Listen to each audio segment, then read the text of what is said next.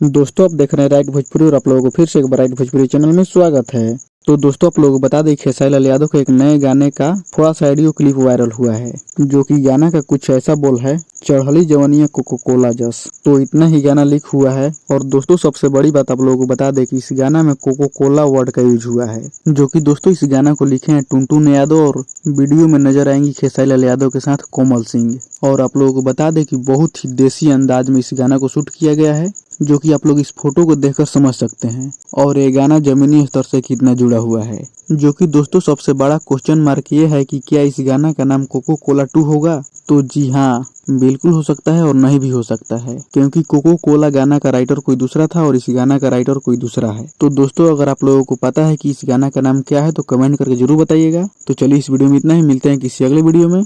बाकी का आप लोग इस वीडियो को लाइक कीजिएगा, शेयर कीजिएगा और अभी तक हमारे चैनल पर नए हैं तो चैनल को सब्सक्राइब कर दीजिएगा और बेल आइकन को प्रेस कर दीजिएगा। तब तक दोस्तों जय हिंद जय भारत।